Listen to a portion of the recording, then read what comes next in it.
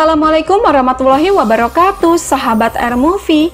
Melanjutkan dari episode sebelumnya, malam itu di Istana Seljuk, Sultan Mesud berkata, Osman memukul mundur Bizantium, begitukah Dursun Fakih? Dan Dursun Fakih menjawab, benar Yang Mulia Sultan, dan dia melakukan semuanya sendiri. Lalu Sultan Mesud berkata, kita melakukan seperti yang kita janjikan, dan kita mengirimkan pasukan Dursun Fakih. Namun Dursun Fakih mengatakan, tapi maafkan aku, Yang Mulia Sultan, bukankah itu tanggung jawab kita? Seketika Sultan Mesud berkata, jangan bicara berputar-putar. Katakanlah bahwa kamu berada di atas tahta berkat Osman, tetapi kamu bahkan tidak dapat membantunya dengan pasukan. Dan Dursun Fakih mengatakan, tentu tidak. Aku tidak menganggap kau bertanggung jawab atas apa yang terjadi, tetapi Osman Bey menghancurkan semua orang-orang kafir sendirian. Dia adalah harapan orang Turkmenistan. Tidakkah menurutmu sudah waktunya baginya untuk menyatakan bahwa dia adalah Bey yang independen dengan surat perintahmu? Mendengar ini Sultan Mesud berkata, jadi kau mencoba mengatakan bahwa Osman harus memutuskan hubungannya dengan Konya. Ini hanya akan memecah belah kita.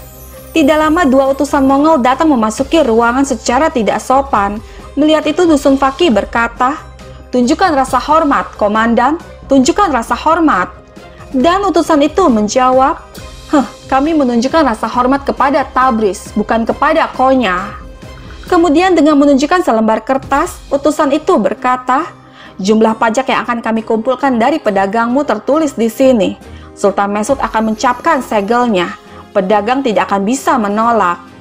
Lalu Sultan Mesud mengatakan, jika kalian memasuki pintu ini seperti ini lagi, kalian bahkan tidak akan memiliki lidah untuk meminta izin dari Tabriz.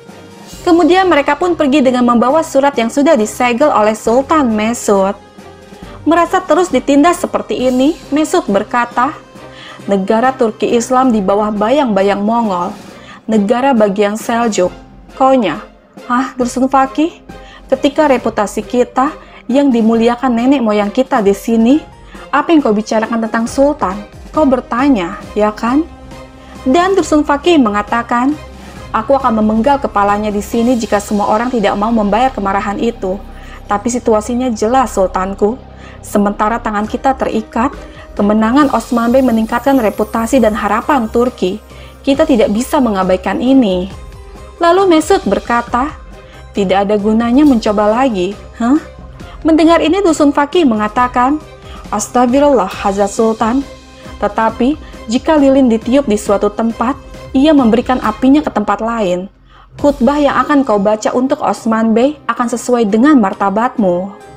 Kemudian Mesud berkata, buta terhadap kebenaran adalah kekejaman terbesar. Kamu benar, Dursun Fakih. Kirim berita ke ulama yang paling kamu percaya. Mereka harus bersiap-siap. Aku ingin melihat mereka besok di istanaku. Kemudian Dursun Fakih pun pergi meninggalkan ruangan.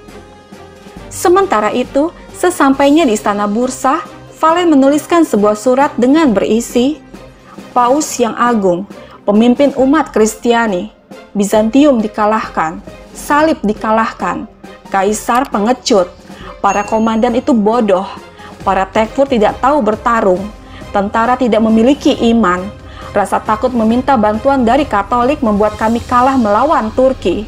Aku mohon padamu, Paus yang agung, salib yang jatuh harus bangkit kembali. Tanah kami di timur menderita, orang barbar menyerang tanah air kita yang mulia. Salib memberikan langit ke bulan sabit. Mencegah ini adalah tugas terpenting setiap orang Kristen. Pelindung Kristiani, Paus yang suci, kirim tentara salib besar ke tanah ini. Sebagai komandan Muzalon, aku berjanji padamu, aku akan membunuh semua musuhmu. Sementara itu, di Yenisehir, terlihat Osman yang tengah berdoa, Ya Al-Azim, Ya Al-Fatah, Ya Allah, Ya Allah, Alhamdulillah, Ya Allah, Alhamdulillah, Engkau memberikan kami kemenangan yang gemilang. Ya Allah, sekarang berilah aku keadilan atas kemenangan yang mulia ini. Izinkan aku memerintah dengan adil. Izinkan aku menerbangkan sajak Islam kemanapun di dunia untuk memberi orang miskin apa yang pantas mereka terima. Ya Allah, jalan dakwahmu tidak pernah berakhir. Masih banyak dari mereka, tapi dakwah kami adalah Kizilelma. Ya Allah, untuk mencapai sana, berikan kami kekuatan. Amin. Amin. Keesokan paginya, secara tidak sengaja, Boran berpapasan dengan Esrigun. Berusaha untuk menghindar, namun Esrigun memanggilnya dengan berkata, "Boran Alp, apakah kamu melarikan diri dariku?" Dengan gugup Boran menjawab, "Tidak, mengapa aku lari darimu? Bey mungkin akan memerintahkan sesuatu padaku. Aku harus memeriksanya." Seketika Esrigun mengatakan, "Tidak, kamu melarikan diri. Kamu melarikan diri dariku semenjak kamu melindungiku selama pertempuran. Bukankah sudah kubilang padamu bahwa jangan mempertaruhkan nyawamu untukku? Tapi kenapa kamu masih?" Seketika Boran mengatakan, "Bagaimana manusia bisa menghentikan ini, Esrigun Hatun? Aku mengerti bahwa jika kamu terluka, itu lebih menyakitkanku." Mendengar ini membuat Esrigun hanya terdiam, tidak bisa mengucapkan sepatah kata apapun.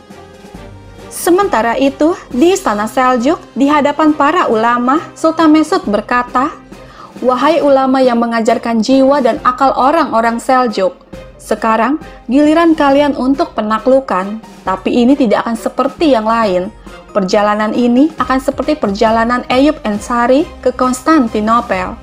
Mulai sekarang, kalian akan menghabiskan hidup kalian di belakang Osman Bey. Kita melihatnya dengan mata kepala sendiri. Lampu telah padam di sini." Namun Dusun Fakih mengatakan, "Bagi mereka yang selalu mencari ekspedisi, jalannya selalu seperti gerbang surga, Sultanku. Kami menanam banyak benih di Konya. Sekarang saatnya untuk menanamnya di Sogut, di Yenisehir, dan bahkan Bursa, dan waktu untuk menghidupkannya kembali." Lalu Sultan Mesud berkata, "Ini adalah tugas dan tujuanmu, Dusun Fakih. Saat Osman Bey membawa Panji ke seluruh dunia, kamu akan memakmurkan Belik yang dia bangun. Di satu sisi Seljuk adalah Sain, sisi lain adalah pengetahuan. Jika jabatannya yang satu adalah ulama, yang lainnya adalah para wali. Sekarang, saatnya menjadi sayap Belik Osman Bey, dan juga setelah malam ini, semua khutbah akan diserahkan atas nama Osman Bey, bukan namaku. Ini adalah keputusan Sultan Mesud. Beritahu mereka, Dusun Fakih." Dan Dusun Fakih mengatakan, "Baiklah, Sultanku, kami akan memberitahu mereka." Kemudian dia pun pergi bersama para ulama menuju tanah Osman. Sementara itu, di Yenisehir, melihat putranya tengah melamun, Osman pun menghampirinya seraya berkata, "Orhan, ada apa, nak?" Bahkan, pemburu terbaik pun bisa kehilangan mangsanya, jangan khawatir. Dan Orhan menjawab, "Aku tahu, ayah, tapi aku yakin bahwa aku akan menangkap Valen, ayah. Jika aku telah membunuh mereka, para martir akan beristirahat dengan nyaman sekarang. Tapi aku tidak bisa melakukannya, ayah. Aku tidak bisa." Lalu Osman mengatakan, "Nak, lihat aku. Bajingan itu melarikan diri untuk saat ini. Tetapi tentang para martir, ketika kita memproklamirkan kemerdekaan kita, semua akan beristirahat dengan tenang, jangan khawatir." Lalu Orhan mengatakan, "Akhir mereka pada akhirnya akan datang." Dan Osman menjawab, "Ya, tentu, jangan khawatir. Namun, kini saatnya kita memberitahukan kemerdekaan kita kepada rakyat. Beritahu mereka semua bahwa mereka milik Belik yang merdeka." Tidak lama Besungur datang memberikan sebuah surat dari Sultan Mesud.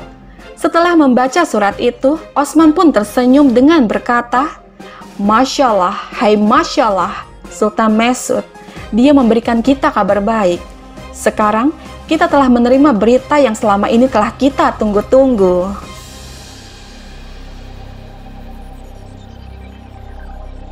Sahabat, bergabunglah terus bersama kami untuk mengetahui kisah selanjutnya.